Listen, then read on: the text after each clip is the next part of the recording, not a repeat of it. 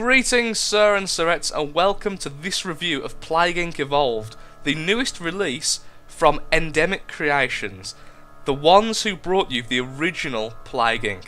For those who don't know, Plague Inc. is a strategy game based around the idea of destroying the world with a variety of diseases and evolutions of said disease. You take the role of basically an evil god with the power to spread disease to the world. Of course, this is a game I thoroughly enjoy personally, and I've made various videos of the original. So, what is the new game like exactly? Well, sadly, the new game is still in early access, so as you can see, many of the new game modes are still in making. They're still not available in the early access build, but I can still talk to you about how they've done the game on PC and where they seem to be heading in the future.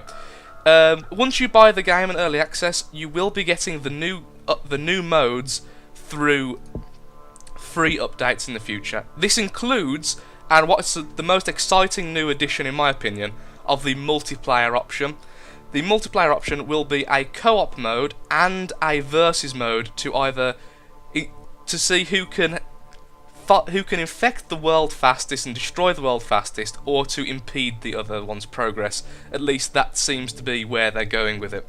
They haven't released too much information on the multiplayer, so that seems to be all I can really say about that. The new modes include a speedrunning mode, official scenarios, and custom scenarios. Custom scenarios are going to be very interesting, as I have implied we'll be able to, once created, share these scenarios with others. The official scenarios will be things like on the mobile version, which is the original Plague Inc., with things such as the N1H1 and things like that, along with HIV, global warming, etc, etc. So, without further ado, I am going to have a quick look at the options menu and then carry on. So, the one problem I would have is with the resolution and windowed mode options. What I found is a lot of the resolution options when in windowed mode cause black edges around the screen, with very few actually fitting my monitor at least, and I've had a fair few other people say the same problem. And that is really the only problem so far I've actually encountered with the video. It runs perfectly on even quite a bad computer, as I've been playing it on my laptop quite religiously the last few days. And other than that, everything seems to be absolutely fine, with very few technical issues given, particularly with me. I'm a good example because I have a very bad computer and a very bad laptop, being a very poor person that I am. A student life is a student life. So without further ado, I'll just quickly have a quick game to show you the idea of the game. This is a game which will be loved by completionists, and I'll tell you that for a fact. As you can see, there's a variety of different disease types, each with a unique style of play, with their own abilities and own different quirks. Oh wow, I haven't actually seen the prion before, and that looks kind of disgusting. Okay, so let's just go into bacteria and start a quick casual game to show you. As you complete the game, you will unlock different genes to upgrade your bacteria at the start, such as Darwinist, which will increase the chance of a plague mutating. So let's just go ahead and insert that. These two I currently have none unlocked, and these I have some, such as give your plague a bonus in humid climates and such. So we'll just go ahead and just carry on with what we've got. And without further ado, let's go into a casual game. Call it Lathrixia because I am a very sad person. And here we are. As you can see, the world, if you've played the original game, which I suspect a lot of people have, you'll see that the graphics have improved significantly, which is to be expected since it isn't just a PC port of the mobile version. There have been significant upgrades. So let's start in India. There is now a super fast forward option, which is brilliant in my opinion. It's probably one of the best upgrades of the new game, because games could drag on 30 minutes plus on the mobile, which is good because you can save your progress and come back to it. So as you can see, it's a simulation with a slow down speed here. There's planes which kind of just represent people migrating from country to country, going on holiday, etc. So the idea is it's trying to be quite realistic, and as you can see, you can zoom in a lot more than you used to be able to. And as you go along, you'll get bubbles which give you DNA. DNA can be spent in this, which is the big thing really. There is transmissions, symptoms, and abilities. Each bacteria will have their own unique ability in the corner here. For instance, a bacteria can be highly resistant to different climates due to its bacterial cell. shell rather, and you can upgrade it by evolving it with DNA. As you can see, the cost here is 6 points, and I've already amassed 11 DNA. But to start off with, you'll always want to go into a transmission which doesn't increase your severity or lethality, but will increase your infectivity. So we're now in water, and each one has a little bit of flavour text just to tell you what's actually going on.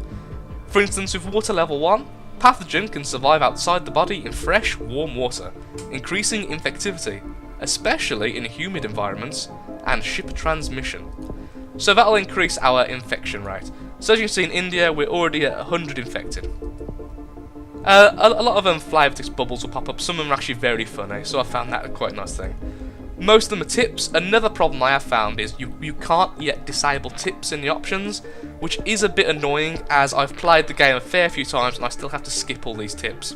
But when you first start playing the game, they are very helpful. There is also going to be a tutorial soon in one of the new updates.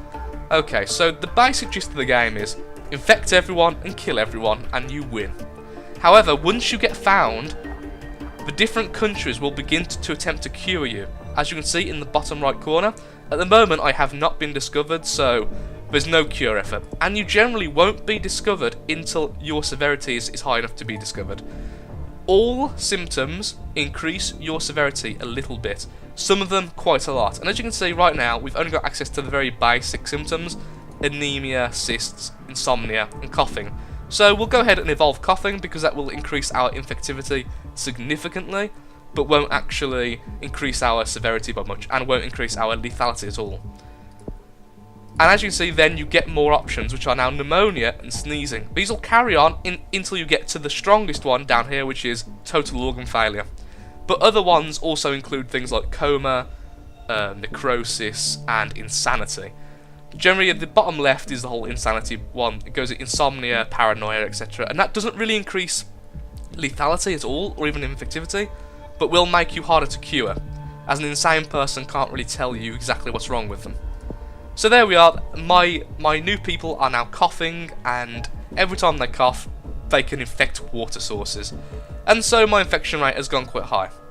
So I'm infecting about 500 people per day now, whereas before I was infecting about 100 at most. So that will keep on increasing. We'll keep on getting DNA by infecting people, although that will slow down the more people we get infected. So the more people we infect, the more people we need to infect to get DNA. We also get DNA from these random bubbles that pop up, and when we start to kill people past a certain point, we'll also get even more DNA. This game, as I say, is perfect for people who love strategy games and love hitting their head against a brick wall, because you will fail at this game more than you think so.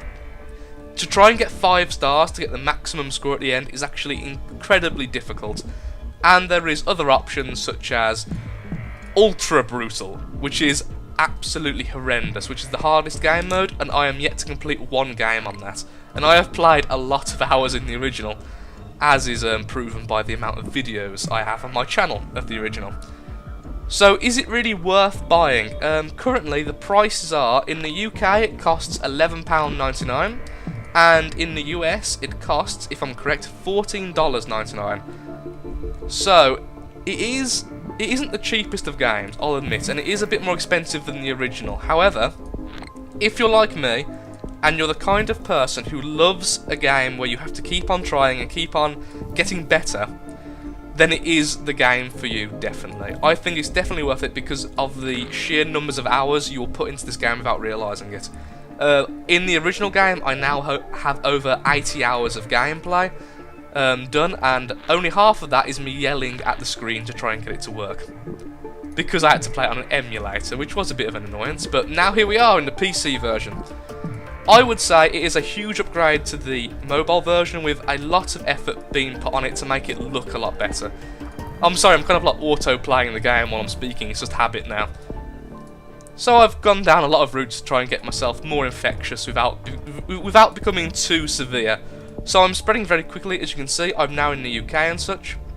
Upgrading air will get you into planes. Upgrading water will get you into more boats. Boats are generally considered a lot more effective than planes, as they can get into places without airports, such as Madagascar and Greenland.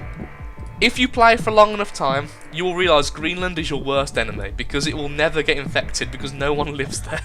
It takes a very long time. So there's little else more to say about the game really, other than I personally enjoy it thoroughly, and on an objective note, it is early access currently. So as long as you're fine with just having the main game and without, well, I would say bare bones, but as I've said before, there's been a lot of effort to be put into making the game very complete. The main storyline, the main gameplay is completely finished, and so I've been enjoying that thoroughly and playing that, and that seems absolutely fine. However, in the future there will be new game modes, as I've stated, scenarios and multiplayer being the main two.